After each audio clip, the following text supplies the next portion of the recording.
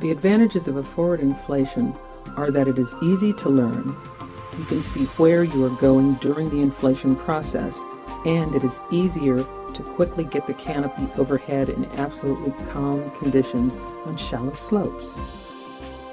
The disadvantages are that you cannot see the canopy until it is up overhead, so you must judge the success of the inflation and any required corrections by sensing the tension on the risers. Also, if the winds are moderate or stronger, it will be difficult to control the canopy prior to and during the inflation.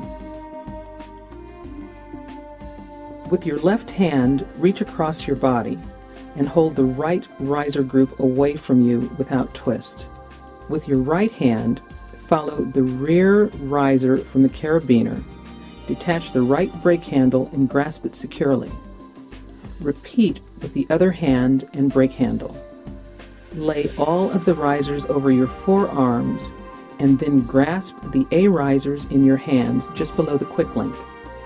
If you have split A risers, ensure that you have all of the A risers in the respective hand.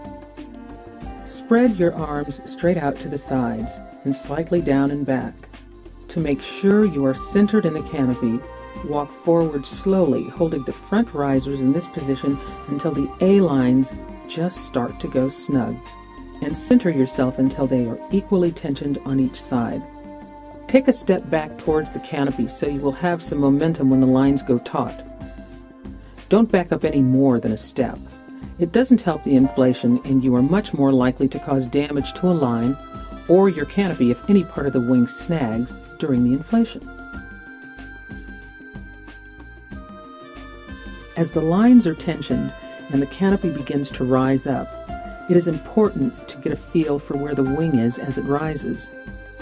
The pressure of the B, C, and D risers against your arms will tell you how high the canopy is, whether it is centered or off to one side, and how fast it is rising. During this initial pull-up of the canopy, at the point where the canopy first clears the ground and is fully inflated, it will exert a strong backward pull on you. It is important in this phase to keep your body leaning forward against the pressure and to shorten and moderate your steps so as to maintain your balance. As the canopy rises further, allow your arms to come up with it, and as the canopy comes overhead, release the front risers. Keep moving forward and be prepared to apply the brakes as necessary to keep the canopy from flying forward in front of you. Flex your knees to keep your body weight loaded on the canopy and maintain your forward motion to keep the canopy inflated and flying. One of the most important points to learn is the proper forward lean. The canopy has a large amount of aerodynamic drag as it leaves the ground, and you must power through this point as it climbs to a lower drag position overhead. Bend forward at the waist, lead with your shoulders, and drive forward with quick, powerful steps. The force you are applying to the risers should come from your shoulders and not from your arms.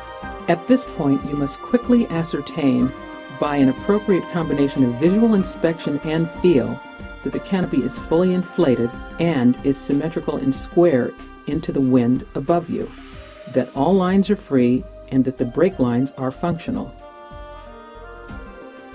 If the A lines are tensioned for too long during the inflation, the leading edge of the canopy will collapse and the canopy will deflate.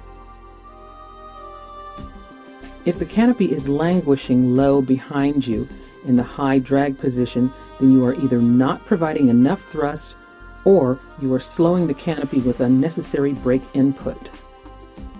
Remember, you cannot use a brake application to correct for a low wing until the wing is raised nearly overhead.